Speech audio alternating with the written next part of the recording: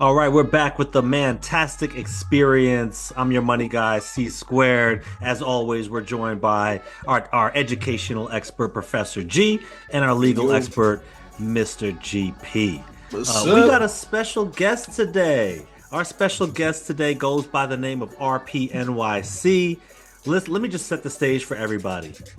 This segment is going to be about fathers, parents in general, who are raising young men in this society today.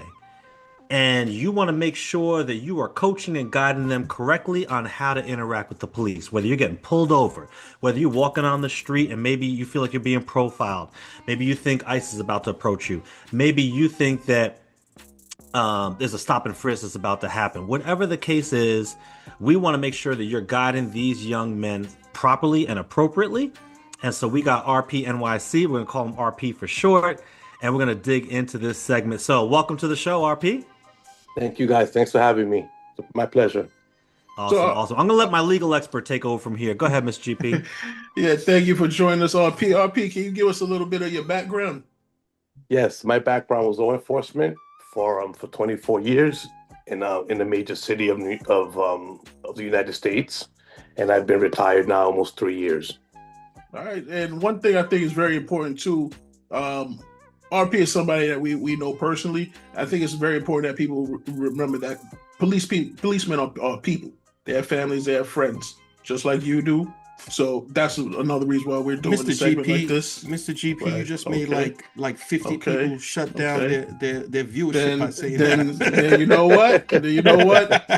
We ain't want you watching anyway. So, so anyway, let's just step to the first question. Like, let's say if you pull somebody over and you're now approaching their car.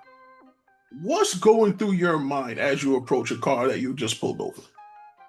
Well, the car stop is the most unpredictable, police interaction because you don't know. Well, the cop coming from a cop's standpoint, he has no idea who this person is. He's like rolling the dice, and 99% of the times everything works out. But that one car stop, that person, you don't know what they just did, if they're having a bad day, or if they did something 20, 30 years ago, and now they're thinking that you know what they did. And they're you're just as nervous as they are, and you don't know what's going to happen. So it's like you're gauging their actions, and your actions as law enforcement is going to dictate what happens next. Ends Let up me ask you being something this, bad. Yeah. Mr. RP, and I consider myself the voice of the people. So I'm not always saying what I think, but I can feel what the people are asking right So now. self-proclaimed. That's modern day asking for a friend. That's what that was right there. So the people want to know if it's all about the officer's attitude and his ego. Is this following protocol? Is this taking into consideration the mentality of the driver? Is this even fair? What do you think? It's like a 50-50 at that, for the most part. It's 50-50 on the cop and 50-50 on the person that's being stopped. Sure. Like even I got pulled over the other day, and the way I reacted to the officer, he looked at me and he just shook his head because he was probably expecting for me to say, "Oh, why?" Like he was looking. Most people want to argue. I didn't argue anything. I was like, "Okay, fine. Here's all my stuff. My windows are down. My car is off." And I gave him such a reaction that it led him. He had no other option but to say, "Oh, okay. You know what? This is easy." You know. But if I would have gave him attitude, he would have gave me attitude back, and then at that point, he's gonna write me up, and then I'm gonna have to lose a day of work and go to court and try to fight it in court when I could have just been a nice guy and shut him down right there, and he would have been like, "Oh, forget it," like this guy. He kind of won that battle, and now he's gonna feel bad if he gives me a summons. And sometimes, most part, he's gonna have a conscience, and I just shut him down, and he was like just shaking his head like So you're different saying it's mentality. 50% on the driver and 50% on the cop. Both have to be nice in a sense. So human Yes, beings. You're saying everybody's a human being.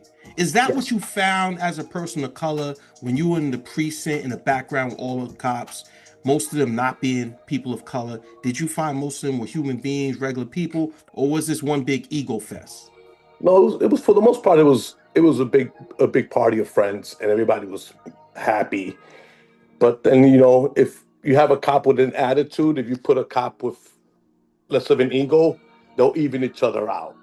There'll be good cop, bad cop, and that always works out. But if you put two guys with egos together, it's not going to go well for anybody involved, because you have the egos, and that's just going to create a problem eventually for them or for someone out in the street. I've got personally two young men that I'm raising, right? They get pulled over. Just walk me through the key steps they should be doing as the driver of that vehicle. Let's assume nobody else is in the car. They're not doing anything wrong. What's step 1, step 2, step 3, step 4 before that cop even approaches the vehicle, or even after? What can you walk me through? So, for example, let's say you get pulled over. Once you see the cop behind you, and he has the lights on, it's 99%. He either wants you to get out of the way, or he's pulling you over. But once he's right behind your bumper, it's for you. So you have to kind of like, in a safe manner, slow down and look for a safe shoulder to stop in, because you want to be as safe as possible. And once you pull over, just put your windows down and shut your car off and take the keys and put them on your dashboard. Once he starts walking over, by now, he's kind of at ease because the windows are down and you stopped and you gave him the respect to pull over immediately. But like, if you, for example, take off further down, another 2 miles down the road while he's right behind you, and now you kind of agitated him by making him drive longer, and now he's like, what's going on? Is this person going to take off on me? Is it going to end up in a car chase? If he pulls you over after you took off on him, now his ability to say, I'm gonna give this person a break that's gone out the window, because you kind of like made him, you kind of agitated him by taking off a little bit. But if you comply, it's gonna bring him down, and he's gonna say, you know what? If I'm gonna give someone a break today, this is the person I'm gonna give a break to. This person was respectful. You have to, have your papers in order, have your driver's license with you, have your insurance card with you, and make sure all your documentation is there, because if you don't have all your documentation, that could open up a can of worms for another summons, because if you don't have your insurance card, that's another summons. So RP, yes. One quick question. So now, let's say if you're the driver, and you're doing pretty much everything you're saying, and the cop is still kind of aggressive and still agitated at you. What should the driver do in that situation? At that point, like, for example, nowadays, 90% of cops have body cameras. So that kind of works out. That works in your favor, that the cop body camera is on. And you can record the interaction, with your phone if you feel uncomfortable that, this might escalate, not because you're doing something, but because the cop wants to escalate it. Just put your camera on and tell the officer, listen, I'm not giving you a hard time, but if you want to give me a summons, it's up to you, and we can move from there. Just maintain mellow. Just stay mellow. Don't get upset. Because if you see he's angry and you piss him off, then he's going to take action. It's going to be either more summonses or something else. But he has to have reason to do that, and he has to prove it in court. So, if on camera he seems agitated and he seems angry, that's going to work out in your favor in court. So it kind of works out in your favor as the cops giving you attitude, and he's kind of aggressive. When can a police officer ask you to exit the vehicle? Ooh, when is that good. legal? Yes. When is that not legal? I like that. If it's going to be an arrest, then he can ask you to come out of the vehicle. If it's a guaranteed arrest, then for example, let's say he ran your license and it's suspended, or God forbid your car is coming up stolen, you're coming out of the car. And if you refuse to come out of the car, he's gonna call for backup, and he's gonna escalate. And at that point he's gonna use whatever he has on his gun belt to get you to come out of that car.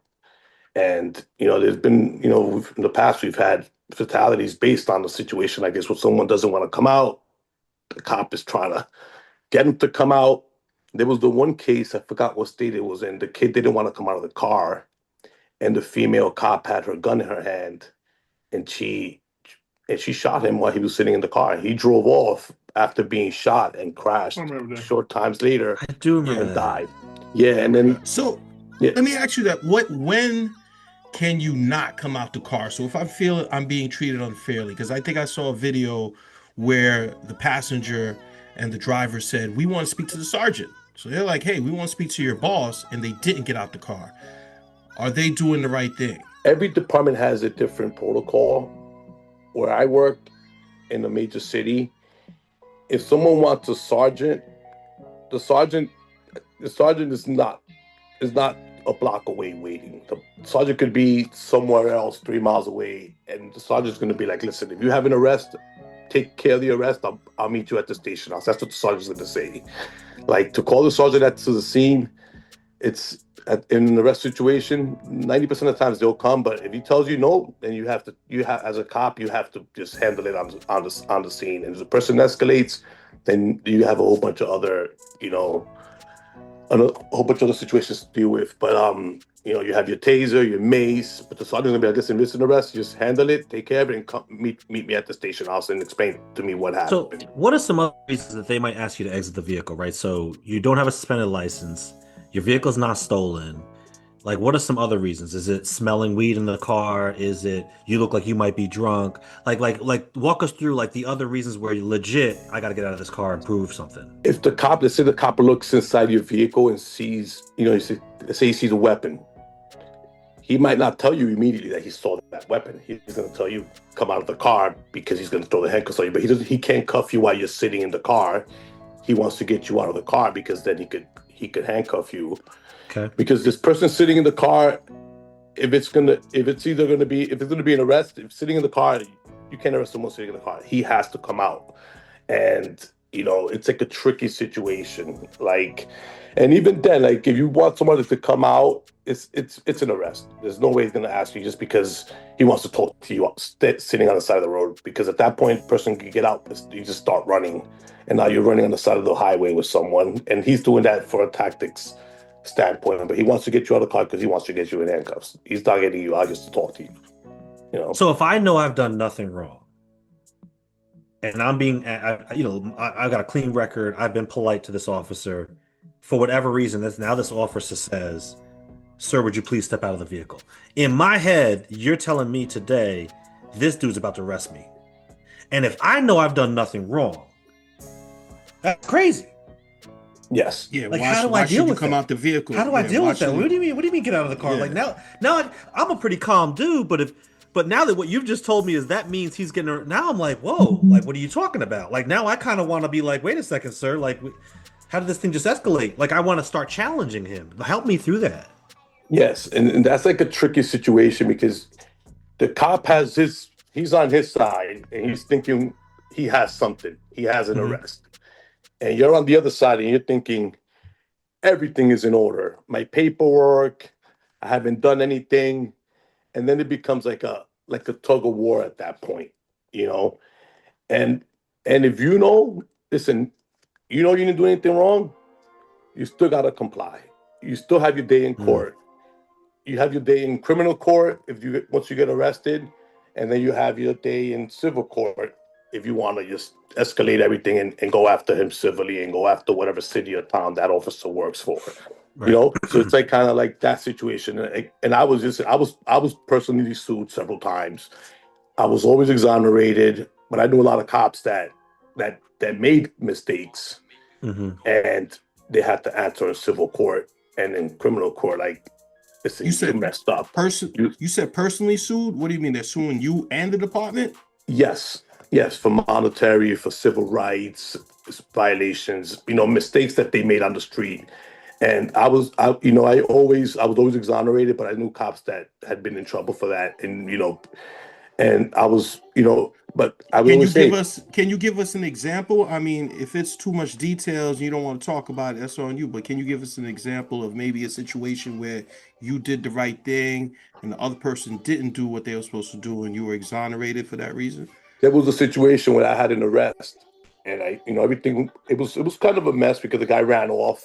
He ran for like 2 or 3 blocks, and I finally caught him, and I put him in handcuffs. And then there was another situation that happened at the same location, and a cop was holding my prisoner at that point, and I think he tried to run in handcuffs. Like these things, they get crazy out. Nice. You know, situations get crazy. So he tried to run in handcuffs, and him and the cop both ended up falling on the floor, and the prisoner hurt his face. And we all got sued for that. And it was like, oh well, how did this gentleman? How did you guys not have this gentleman in under control, even though he was in handcuffs and on his way to and arrested already? But in court, they said that we were negligent. We didn't take enough care of him. We didn't secure him properly. So we got sued by that. We didn't have to pay anything because it wasn't like a big giant case, but these situations do happen. And that's the recourse that people have, is suing. And a lot of departments just settle, because if they settle, it's a lesser amount of money than if they went to trial. Then they would end up paying a lot more money.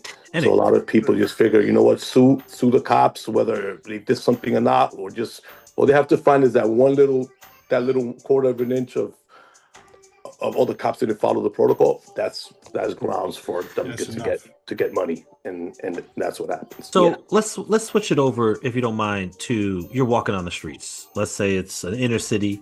You're walking on the street, minding your business. You just left the bodega, and 5-0 rolls up, and they're like immediately want to like stop you, want to like frisk you down, and because they think that you might look like somebody they just heard about from a crime. You've done nothing. How should my son deal with that situation? Kids walking down the street and the cops come up to him and ask him, "Hey, what are you doing here? What's going on?" You could question the cop and ask him, like, "Listen, what's going on? Why are you stopping me? Why are you stopping me?" And if, let's say, for example, the cop's answer is, "Oh, we're stopping you because someone just got robbed 10 blocks away," and the person fits your description. And I've done it myself. I'll tell the person, I was like, "Listen, you fit the description of someone, and if you want, I'll play back the recording of the person's, of the description that the person was wanted, and they could replay the description. Okay, a male, let's say male Latino, dark skin, bald head, purple shirt, blue jeans, black sneakers," and the person. And when they hear that and they look up, they'll forget what they're wearing, and they'll see what they're wearing, and they're like, "Oh wow, that guy must be wearing the same clothes I'm wearing because it wasn't me." Then it's like, okay, fine. You see, listen, we're not making this up. This is the description that that's matching you, but we'll do paperwork saying that we stopped you because then it turns out they just had someone else stop the perpetrator somewhere else. And you write paperwork saying, "Listen, we stopped you. It's documented that we stopped you, and you could go on your way." But if it's a stop where the person is the criminal and mismatches the description, we'll bring the victim. We'll bring the victim over at the scene, and the victim will drive by and see the criminal or the person that they're accusing. See them at the scene and be like, "Yeah, that's definitely the guy right there," and then he'll be arrested at that point and taken back to the precinct. But So the cops do try to they try to explain and de-escalate the situation on the street, like that it gets clarified instead of in court. Because if in court, it's not going to go well in court because the person won't get indicted if you mess up any step along the way. If the person's wearing a hat by then and they didn't say a hat, that same situation actually happens to me several times as a teenager, where I'll stop in certain neighborhoods. Yes. Okay. Very I don't know. I feel there was some racial undertone, but since you're black, it's going to be considered self-hatred. So back to what I was saying, I've experienced that several times as a teenager, especially if I was in a neighborhood that wasn't really black or brown like that. And I was standing there with the cops. Luckily, they weren't too aggressive. And then they brought some old lady by in a car who looked out, and my heart's beating. I'm like, I know I didn't do anything. And she said, yeah, it wasn't them. And they let me and my friends go. So if she knows what's good for her, she won't say anything, right? They call that in police terms, they call it a on-scene show up, which they'll bring the person over if, conditions permitting, they'll bring the person over. Let's say it was for an armed robbery, right? And then they go to frisk you and you do not have a weapon on you. And maybe they're getting ready to do this show up to confirm what doesn't look like you're the evidence. But you happen to have in your cargo pocket, I don't know, $12,000 in cash. Is that going to be a problem? Listen, I heard they take it. The cash is different because it could be your cash, right? But if you're not getting arrested and you have cash on you, it's not a problem. But if you just happen to have a switchblade or brass knuckles, has nothing to do with the armed robbery, is my point. But yes, is a weapon that's going to stick in court because they found it on you and it's unlawful. It's an unlawful weapon. That's definitely. So that's going to cost you 12 G's. Well, yeah, an attorney. Hopefully, you have enough for an attorney. All right. So, one last question, and we're going to get out of here. In your experience, what is the biggest mistake, whether it's on foot, in car? What's the biggest mistake that the person makes that leads the cop to tackle them, arrest them, whatever? The biggest mistake, I would say, non-compliance. If they tell you stop right there. Whether you're walking or driving, just stop, because it just kind of like shows the cop that you're probably not that guy that committed the crime, and that's big. It's like it shows a level of respect and compliance, and it kind of like softens things up. But when you take off, right there, the cops, the bulb goes off on the cop, like, oh, there's something else, something bigger is going on, and he's going to react, and usually it's not going to be good for you. You're going to get tackled, you might get injured, and God forbid if you're running and you make a furtive movement, let's say you make a furtive movement towards your waist, you might think you're pulling a gun, but meanwhile you're just pulling out your phone. It could lead to like a disaster, a tragedy, and compliance, I think, is big. That's the one thing that I always tell people: just comply. Whether you feel like you're being wronged or not, just comply. And I think it kind of softens things up a little bit. Listen, RP. First off, I appreciate you just having the boldness and the confidence to even come on camera and talk about this kind of stuff in front of our audience. So I appreciate you for that. This is good advice, good guidance. Thank you for your service and sacrifice to defend your community and all that you did in that regard. I know you're a good dude because we know each other personally. I think it's going to wrap up our segment. So good stuff. And hopefully our listeners got some good training for raising their young boys. Right. Thanks, everyone. Take care, guys. Fantastic. Bye. Appreciate you, RP. Mantastic Experience. Bye. We got joining us. You know who he is. It's the homie Rich. What's good, Rich? How we doing? So now, it's the moment you've been waiting for. He's the professor. He gives you no lesson. Professor G, kick it for him. Yo, what's going on, people? Glad you're back here with us. This here today is for the nice guys who don't understand why they finished last. We're going to explain to you why nice guys finish last. And this is going to be interesting because we got some self-proclaimed nice guys here, and they're going to tell you they have finished last many of time. Now, the interesting thing is... That is incorrect. Bro, relax. We're going to get this going, okay? Now, the interesting thing is, I was once a nice guy myself. That is incorrect. Oh, wow. That is incorrect. Time. Look at this. This is pushback. Man, let me tell my story before you guys start hating. I'm going to take you back. Hey, I'm going to take you back to seventh grade. Picture a young black boy. Yeah. Hold on. Picture a young black boy who has a crush on a beautiful young girl. So my idea now is to tell all my friends and buddies that I like her. Mind you, I have no experience talking to girls. This is seventh grade. And they're going to tell this young, beautiful girl how much I like her. And that's going to lead to our inevitable romance. This was how it worked out in my mind. So, of course, I went and started saying, hey, I like so-and-so. I like so-and-so. Then after school, we're in the backyard. And it's like the people opened up like the Red Sea. And I saw her walking towards me like a march. And I'm like, oh, snap. This is where she going to tell me how much she feeling the kid. And she's like, hey, G, I heard you like me. I don't like you.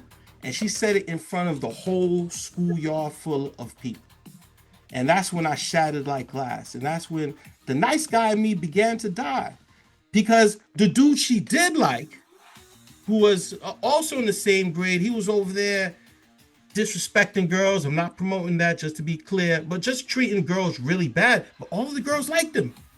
And I said, there's something to this. I got to figure this out. And slowly but surely I did. And that's why I'm here to tell you, this is why nice guys finish last. So according to verywellmind.com, also studies from the College of Minnesota, they say the question of being a nice guy has many desirable traits, like being agreeable. You have kindness and generosity. So this is all cool. But here are the cons for you being agreeable, your kindness and generosity. So your agreeableness, this leads to you being taken advantage of, being exploited. And if you talk about in the relationships dynamic, this is how you end up with that baby mama who doesn't give a crap about you, but got you paying child support out the rectal. So, right? So for the record, Professor, tough guys, that doesn't happen to tough guys or angry guys or whatever. Tough guys being taken advantage of, not as much. They don't get taken advantage? No, there's no 100% ratio, but if I was going to tell you, tough guys probably get taken advantage of, we're talking maybe 20, 30% of the time. Nice guys, it's like 70, 80% of the time. So we working with the presidential stats right now. Like there's a certain president, like these are the kind of stats. Like this is what I heard. This is what I know. This is what they say. I know this is what they say. I gave you the studies. This is from verywellmind.com. This is from the College of Minnesota. These are studies that were made, and I'm giving. So the College of Minnesota says 30% of tough guys get taken advantage of. Let me continue. This is another con. Another con of being a nice guy. Okay, and I don't know if we're gonna put you in that nice guy category, Mr. GP, if you interrupt me again. I'm a great guy. So follow. So nice guys also have lower financial and economic returns. Why? Because I got some money, to believe this. This is let garbage. Me break it down. This is killing you, right? Think about it. Let me show you why nice guys. Think about one of the traits they gave you. Nice guys are agreeable. We agree, right? So now when it's time to negotiate for the cash, y'all too busy agreeing. I'm over here feeling a ways every time I negotiate. Even when I get the negotiation on my side, I just feel like I still got ripped off. It's like I got negotiation dysmorphia. You guys are always feeling great about your negotiation. And that's another reason you finished last. What y'all, I'll give y'all a chance to respond to that, because I saw y'all get emotional. I just got to say one thing, all right? Because as you get older, man, you come to realize it's the nerds that's running the world. Ooh, and most of the nerds, I agree with that, are nice guys. So those are the guys that graduated from high school. Nobody liked them. They were the nice guys. I don't know about that. Great friend. Is Bill Gates? But not have you boyfriend. seen Bill Gates' story?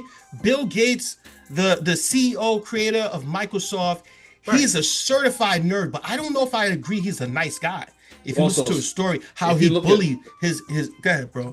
No, sorry to cut you off. I was gonna say the other dude, Steve Jobs, is a certified asshole. Like people said, everybody hated him. Right. You know what I'm saying? He was a nerd. He was a nerd, and he died with a lot of people happy that he died. So, well, he was animalistic in his pursuit of his goals, right? So if you stood in the way of his goals, that he was all over you. Super smart guy, you know what I'm saying? But like, look, C-Square. So that proves don't conflate being a nerd with a nice guy. You know, you could be a nerd and still not be a nice guy. So let me add on to that too. So I like how you said that don't confuse a nerd with a nice guy. I think also a lot of people use nice as a blanket statement for lack of assertiveness, low confidence in oneself, not going after what you want in life. And so I think these are easily fixable traits that don't have a correlation on whether you're nice or not. You can still be a very well-rounded and honest and respectable person. You don't got to be tough, but if you're assertive, if you go after what you want, if you stand up for yourself, if you're confident, these are all things that you can fix on, and essentially you can mitigate all those things that are associated with nice guys if you just work on these workable skills and still be nice. I want to jump in here. C-Square, let me jump in. Let me jump in here, C-Square, because I've said this. I've said this several times on the pod. Go ahead, Mr. Nice Always guy. nice guy, never stupid guy. And I think this is what Professor G is confusing. There are a lot of guys where they're nice, tough, angry, gangster, that will fall into the stupid guy category. They get played and they get taken advantage of. And there's people who can be nice. I can be nice to you, but I can see your moves coming. So similar to like how Professor G was skipping around the school like a little dweeb in the 7th grade. Look at that hatred there. Look at that hatred. And then she came and told you, I don't like you. You knew now This sounds not like to a skip personal around. attack. You knew now not to Sounds like skip around. No, telling sir. people, No, sir. this is who I like. It was different. It was different. It was a David Banner to Incredible Hulk transformation. That's what it was. No, it was a David Banner to Incredible Hulk. I went from black man to blackest man. That's what happened at that moment. My heart went from dark. Now black people are no spark. That's what happened. Professor G, this segment's not helping me. You're not adding any clarity, right? Oh, because you're not letting me finish. So. At the end of the day, bro, whenever you're ready for me to finish. You said there was a guy with a known horrible reputation on how he treated women. Right. You were the quote unquote nice guy. Yes. And this young lady pursued Yes. this guy who had a horrible reputation. You didn't say that he was assertive and he went after what he wanted, which maybe he did. So you're not letting me get to that. This dude had a reputation of dogging girls out. I'm glad you gave me an intro to the balance theory. So remember, everything at the end of the day comes to balance. You got to be able to balance being a nice guy with being a nerd, with being assertive. And that's the problem when you're overly nice. So this is the thing. Because remember, I always say 3 things that'll get you ahead of most people, even if you're not the smartest guy in the room. If you can be, number 1, nice to people. If you can, number 2, follow directions. If you can, number 3, show up on time. You don't even have to be that smart. It'll put you ahead of 50% of people. So nice guy is part of it, but it has to be a balance. Because if you're too nice, here's what happens. According to these studies now, nice guys, they put up with a higher emotional burden than the tough guy. So because you're so nice, because you're taking other people's feelings into consideration, having so much empathy, it becomes an emotional burden. And I've experienced it too with people I've tried to help, so I don't even want to say I haven't been in that category. You're trying to help someone, you take on a lot of emotional burden trying to help this person, and it can lead to burnout or even self-suppression of your emotions, because now you're listening to so many people talk, you don't have someone to talk to. I mean, haven't you guys experienced this? I know I have. But to see, this is where I think you're confusing the nice guy topic, because you can take that same thing and say this about the tough guy. Now, the tough guy doesn't let nobody in. So when it's time, shut it down. When it's time to be open and kind of nurture a relationship, the tough guy's going to have a problem with that, because he's too tough for that. So he can't have those conversations. Well, this is where the balance comes in. Now, hold on. And this is my point about nice guy versus stupid guy. If you're stupid, you'll waste all your energy on the wrong people. And then that's when you burn out. You can be tough and stupid and waste whatever little energy of the people that you're going to let in, you're going to let in the wrong people. And that's going to burn you out. But you can be tough, let in the right people. You can be nice, let in the right people, and you will be fine. I think we're having the wrong conversation. I'm about to take over Professor G's segment. This is not about nice versus stupid. This is about perceived boring versus perceived adventurous, spontaneous, and exciting. Yes. That's the difference. And the young girls are pursuing excitement, adventure, not unpredictability, over predictable, boring. Yeah, he may be smart, he may be making some money, and being he's agreeable. Nice, that's being agreeable. Yes. But at the end of the day, I want somebody who I don't know what's about to happen, because they're young and they don't realize how much downside comes with what they don't know is about to happen. It's deeper than that. So it goes down to communication. So when you're being spontaneous, this is also a form of communication, and this does excite women. And when you're such a nice guy, you think because you agree with everything, Here's the thing people don't know, that nice guys can actually be very overconfident, very egotistical, because you think you're so freaking nice, everyone should bend over for you because you're so Wow. empathetic. Yeah, but that's not the You want case. who did Let me finish who this. bent you Let over? me finish Like, this this is what we thought. need to know. Wow, that's What is going on? you're having some What's thoughts. going You're on having some here? like There was a Ghostface lot of- sex. Wow. you could tell There was a some lot of Ghostface anger right there. I There was don't like know some past what's going on there. animosity And, that was and being mind you, coming out. I'm talking about the nice guys. I'm talking about the nice guys, not me. So I don't know how you conflated the two. But back to what I was saying. So as a Right. nice guy, you can be overconfident and have unrealistic self-evaluations because you associate that overconfidence in certain task evaluations, which could lead to errors in judgment. So you think because you're doing the right thing all the time that it's gonna come out your way. And ironically, Rich, we've had this conversation where you felt that you've been nice to people and they should have reciprocated and didn't. So Tell me about that, Rich. Rich. Do you Why- want to respond? Do you want to respond to that, Rich? Yeah. I mean, to that Rich just specific, went into like a PTSD moment. He was- I mean, so there are a couple things I want to say because this conversation is very enticing. I'll start off with what Professor G was saying first in that situation. Yeah, like I don't know the way my brain works, right? And so we can attribute this to many different factors and circumstances. I don't know. I could sit here and talk about it all day, but I'm a very black and white type of person, and the problem is the world is a dichotomy, right? And so it's a range of things and how people operate, right? And so I've always felt like, yo, if you say good morning to somebody, they should say good morning back, just out of common respect, right? What's so good about the morning, bro? What's so good about it? Listen, that's just how I am. I can't explain Rich, it, you know. Rich, can I explain what's really happening here? Yeah. Let's go. It's something that's needed to be said for years that people are too afraid to say. All right. So we're going to take it back to Professor G, skipping down the hallway like a goof. You see, looking for this, and that's the contradiction of a nice guy. He's actually trying to be a bully. I'm trying and to, then explaining why it's okay to be a nice guy. This is such a contradiction. Make a point here. Continue with your hypocrisy. Can I make my point? Can I make my point? So what happened was he got burnt, and now he was overly sensitive. So he's been lashing out at people from his oversensitivity. A lot of tough guys, a lot of thugs, a lot of these guys are overly sensitive about something. How do you get into a fight from somebody looking at you? And you're going to fight them now because you're overly sensitive. Well, I've never done that. I don't know who's he. No, I think he's nailing it, bro. A nice guy got burned, but they understood. You know what? She ain't like me. That's on her. I'm gonna move on and be me. I don't need to change who I am. You see what he's doing? doing? So you're going to skip and sing in the rain and do cartwheels. I like a girl. I like a girl. You see what he's doing?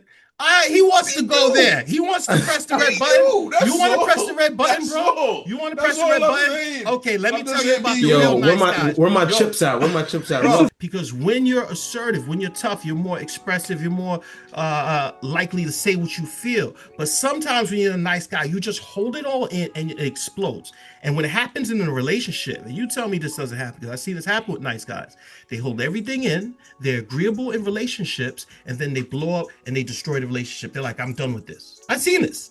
For me, I think the nice guy versus tough guy thing is really only a framework that applies to like middle school and high school, right? And so once you go ahead and you get into the real world where you get to like 22 and up, it's not about nice versus tough or nice versus bad or things like about that. It's about who you are as an individual human being, right? And so like you can have like all the muscles in the world and look tough, but like if you are super agreeable and you don't know how to walk up to women and you don't know how to go after what you want in life, you're gonna suffer the same fate as a quote unquote nice guy would suffer as you deem them back in middle school, even though you look physically tough. So now what we got to boil it down to is skills. How do you level yourself up and become a better person, right? And so you can totally alleviate that nice guy syndrome, a nice guy thing. Like you could not get into any physical fights. You don't have to grill anybody on the street. You don't have to do anything like that. But like if you focus on your career, if you go to the gym, if you are assertive, if you go after what you want, you kind of just demystified this kind of nice guy mystique that people try to blanket you over, right? And so I think that it's less about nice versus tough, and it's more about what core qualities and skills that you have or that you are lacking in, right? And so when people say nice guy and you look at it in the school sense, it's like really what they're saying is this person doesn't stand up for themselves, this person doesn't know how to talk to somebody, this person just sits in the background, this person doesn't go after what they want. You fix all those things, even if you're not tough, even if you don't fight, nobody's going to really call you nice. And so I really think it boils down to those core skills. That's what I'm going to say. Well, final thing I will say is that there are a lot of pros to being a nice guy too. So I don't want to discourage people from being nice. I want you to have a balanced approach to where you are nice, but you don't get taken advantage of, and you do have to be decisive. So I always preach it's important to be decisive. So being a nice guy, some of the benefits that the same studies I mentioned said is that you'll have more social equity if you're a nice guy, meaning people will be more willing to trust you. Also, if you're a nice guy, you'll have a better reputation than someone who might be mean or tough. I'll just start. Can I just interject really quickly? Okay, this was a wrap up, but go ahead. Oh, my fault. So I just want to say really quickly that I wouldn't even classify that as nice. I'll classify it as somebody who has good soft skills, right? You could be a sociopath. I think the key word is soft. So finally, another thing. Ted Bundy had great soft skills. Right. So finally, I will say, remember, being a nice guy is the first step to being ahead of most people if you're not that smartest guy in the room. So I'll leave it on that. Professor, so today we are talking about sexual harassment and dating in the workplace. Now, sexual harassment has many different definitions. A lot of times when people think about sexual harassment, they're thinking about the quid pro quo, which is this for that, where you're offering somebody money, raise, whatever for sexual favors. This is the most common idea of sexual harassment, which has happened to many people in the workplace. Another one is the hostile work environment, where you make the work environment so miserable for a person that they can't even function. You're taking it to a point where it's unreasonable and they can't do their job at a high level because of your behavior, whether this is comments, sexual advances, touching, all these things. I want to touch on a very specific part of sexual harassment. And the definition of sexual harassment, it is unwelcome verbal, visual, or physical conduct of a sexual nature that creates a hostile work environment or is tied to employment decisions. So we touched on two of those. It's the unwelcome part that people seem to struggle with. So you get a lot of brothers who think, well, I'm gonna go in there. If I start talking to a girl, it might be welcome. How do I know it's not welcome? And that's a big piece to it. You can. All right, so the voice of the people has to step in right now. Always know I'm not speaking for me. I'm speaking for the people. All right. The voice of this people. So here's what happens. For those who didn't see C-Square hit the quotations. The people will say, especially the young men will say, it starts out as consensual. And then later on, when you don't act a certain way that they want you to act, or you don't capitulate the way they want you to capitulate, now it's no longer consensual. And then we're going to post-date this, right? So we're going to back up and say that the stuff that I liked before is no longer good. What do you say about that? So this is, and what you're saying is actually true. So you can have something where it may have started out and the conduct was welcome. Let's say if you might have made a comment about the way a female looked, and she took it and she liked it, and she, did a little hee or whatever and kikied it up with you. That same comment the next day can be unwelcomed, and now you're in the harassment territory. So really what I'm saying is that it's best to just avoid anything that's questionable when you're in the workplace, because it's too easy to flip it back on you. Just like the professor was saying, he compliment every day I come in here. He tells me how nice I look. You say, well, no, Monday she said thank you. Tuesday she said thank you. Wednesday she said thank you. Thursday she filed a complaint. So now you got 4 days of your behavior. One of the things that changed in New York law is, and it's still on a federal level, it had to be pervasive action. So it had to be something that's happening more than once. One-time incident, they can kind of like, it's a one-time thing. We'll talk to them, whatever.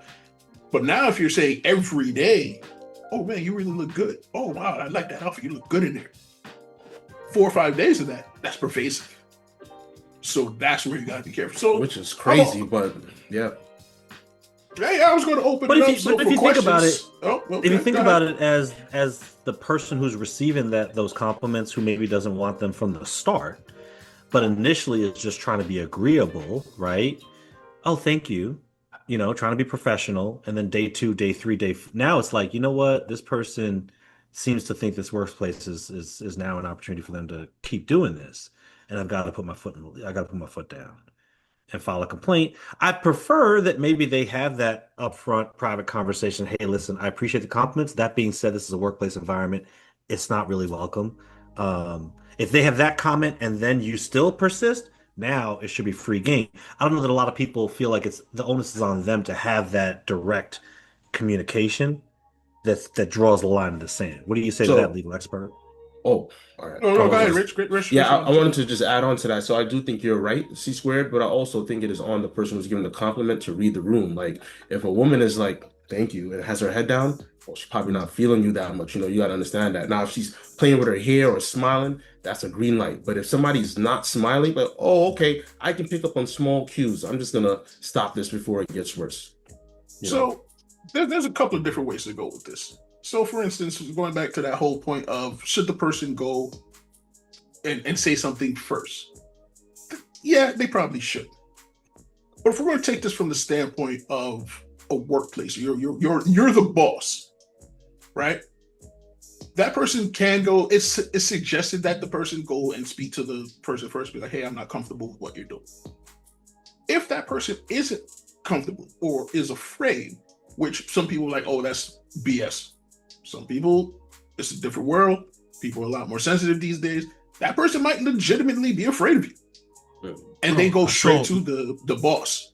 So let me jump in. So I had this happen to a bro. So right now we're in a different generation. Whereas for those on radio, C squared once again hit the quotation marks. Oh, so bro. Getting back to the knowledge. So it was commonplace to have relationships on the job. I would say if you go back, a decade or two. But now it's not advisable. I tell young dudes as a mentor, don't even look at the women when you go there. Don't even talk. Don't even flirt. Because what happens to one of my bros now? Oh, I get why he did the quotation marks. Oh, this is a funny dude, C square. Okay. So wow. So apparently Professor G is on -2 speed and just caught up. You know what? My mentor is so clean. I never even thought he could be implying something. But let me go back to my bro, because we're gonna keep sources anonymous. So going back to one of my bros, the same thing. One of the bosses wanted him fired, and they knew he was talking to one of the girls he worked with, and the boss kind of leveraged that and got the girl on his side to make a complaint about him. To get rid of him. So we never figured out what the reward was, but it was okay while they were talking. They were just like talking at work, but the boss wanted to get rid of this dude right now. Oh wow! You see? What if it was Rich? It wasn't him. What if it was Rich? That would just be bad. so wrong, right? But it was absolutely not Rich. And I don't know what he finds funny about that, okay? How do we know I'm not talking about you, Mr. GP? I've known you longer than Rich. Hey. Nice guy. Remember, I'm a nice guy. Yeah. until the lights go off. So then, as I was saying, the boss leveraged the fact that he was talking to a young lady to get her to make a complaint, to try to get rid of him. But thank God he had receipts. The text messages showed everything was mutual. So, he didn't get in trouble, but he had to still go find the next place of employment. Well, this is something I also want to introduce you gentlemen to. This is going to be a term that many people won't be familiar with. In the legal world, civil legal world, that is, there is a term known as serial plaintiff. Serial plaintiff is somebody who is constantly filing lawsuits. Like they basically, that's like their second job. They're going to, for example, you can apply for, there's people that just apply for jobs, don't get it, and then put age discrimination, race discrimination, whatever, and then they're suing the company. One form of serial plaintiffs is, and I've seen this, where a young woman will come to a workplace, they'll wear provocative clothes, they'll be flirty. So true. And then you fall into that and you think, oh, she's really feeling me. And you start flirting with her. And you go out for drinks. You go out for dinner. And now here's a complaint on you.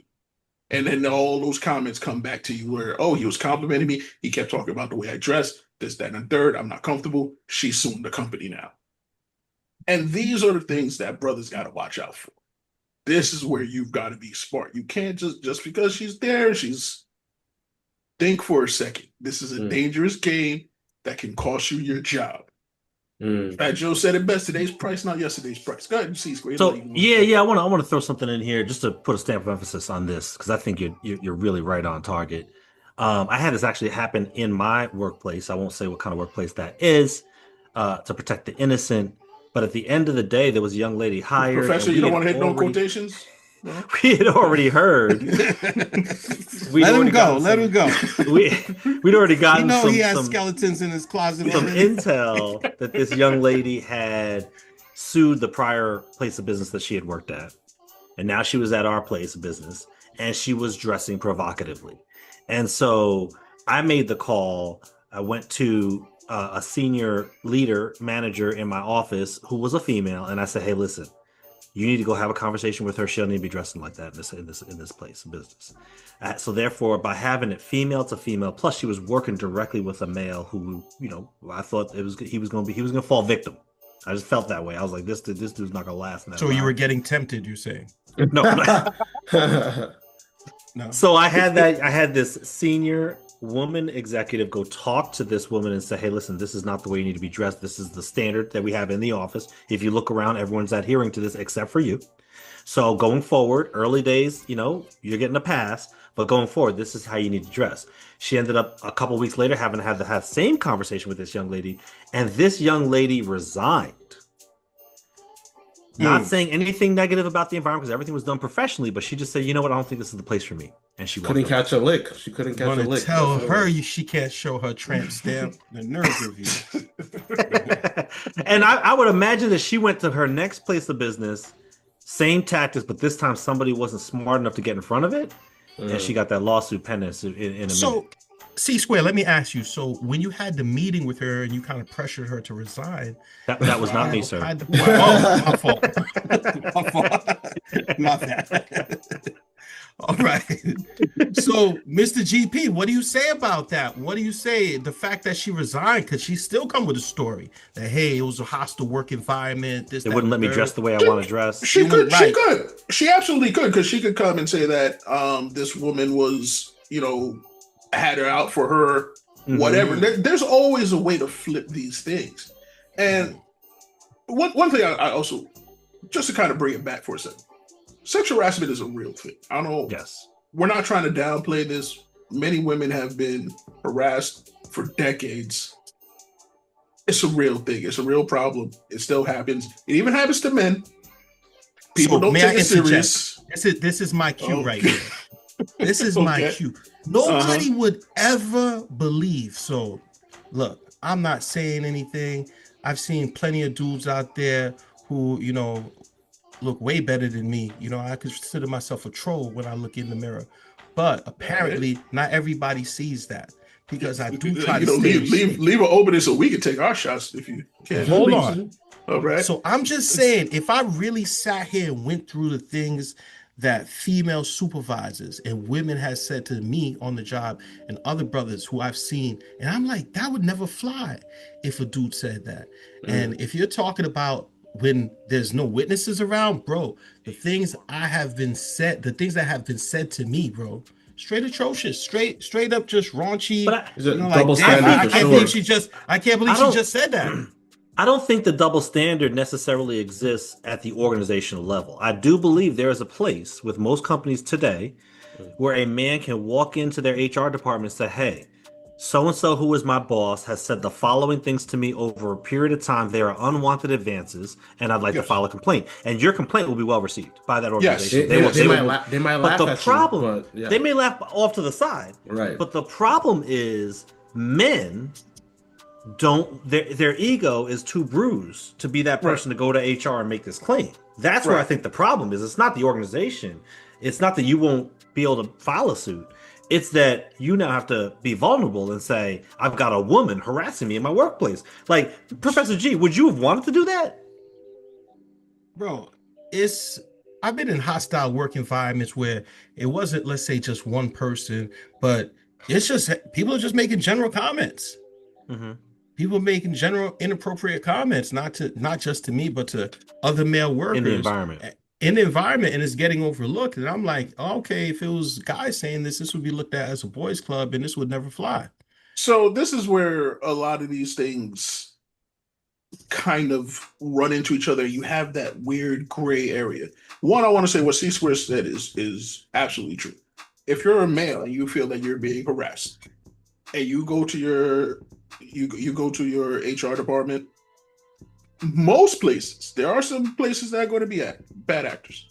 Most places are going to take that time to speak to this person and say, hey, listen, we got a complaint. Here's where you get caught up. And this is, again, the voice of the people. Here's where you get caught up. A female is coming on to you. You don't want to talk to her. And again, this happened to one of my bros where he told a female, I'm good. I'm in a situation. I can't message C-Square hit the quotation. I see the quotation marks. I'm just saying it for the people on audio. There's a lot of bros. You got a lot of bros going through some stuff, bro. That's all I'm saying. You're one of my bros.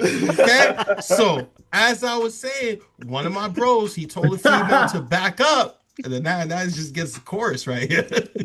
And check what she did. She went to HR and made a complaint on him. Yes. And said that he was being aggressive. When meanwhile, it was her all along. And now that he said no, she felt burnt.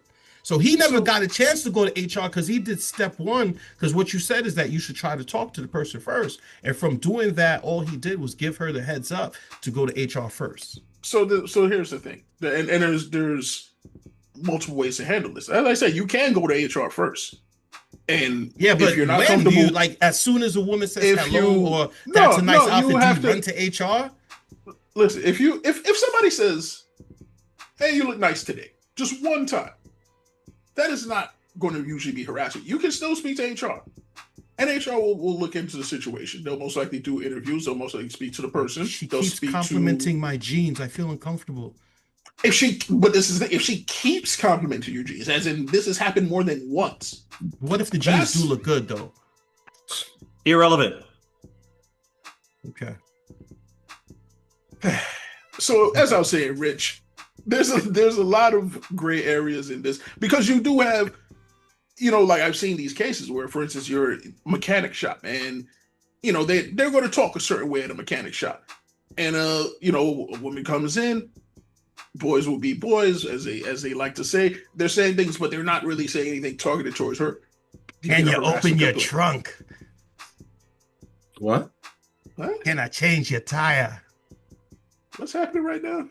You said the mechanics say things that mechanics say, so they would be like, "Can I open your trunk? Can I rotate your tires?" Oh, wow. Okay, got it. Wow. Got it. It's like, damn, so the mouse started running slow in your wheel. So as we're saying, there's just a lot of things where you just need to be kind of more careful about it, and that's really what bosses are trying to get in the workplace. They just want people to take a step back and just be smarter with what you do. So I'm gonna throw something out here, and I don't mean to change the direction of this very important topic, but it kind of will.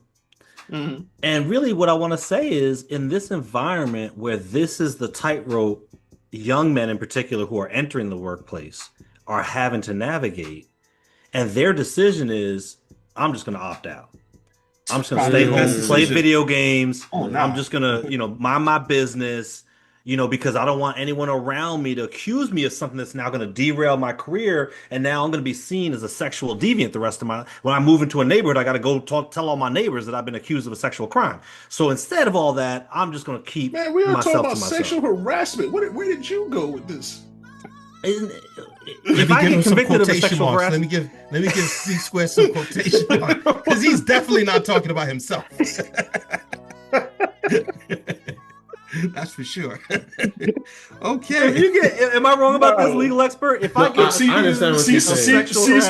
C square, don't say anymore. Speak to your lawyer. All right. I think this is a good time to wrap up right now. So, C Square's lawyer, I'll be expecting to hear from you soon. And but ultimately, to kind of go back to C Square's question, there are certain ways you can do this. Can you possibly date in the workplace these days? Yeah, there is, but you have to be super extremely careful. You're probably better off. I wouldn't do it. I wouldn't recommend it. I don't. But you're probably better off letting that person be the aggressor and ask you out. No, you got to keep receipts. So, you got to keep the text messages. Keep everything, and try to get receipts afterwards. I was going to hit that. I was going to hit on all that. Like, hey, did you have a pleasant time last night? Oh, that was quite remarkable. I'm glad you enjoyed yourself. I'm delighted. It was very welcome. But also, there's other things to be mindful of. Thanks for your consent. All right. So you have to be mindful of other things. You have to, if you're a boss and she's a subordinate, or he or she is a subordinate, vice versa, don't do it. Don't do it. It's not even worth it. Don't ask your secretary out. The power dynamic is already off. But if she's a straight up coworker, then you can roll the dice a little bit. The only person we gotta blame for this is really. Only person we got to blame for this is Clinton, because before him it was okay. Wow. How did we get there? Wow. We just blame the big C. So, Rich's attorney, I'm expected to hear from you as well. I didn't see that coming, Rich. I think we might need to edit that comment out just to protect you. So I don't know if anybody got anything out of this. This has been a Mantastic Experience. Thank you for joining us. We'll be back.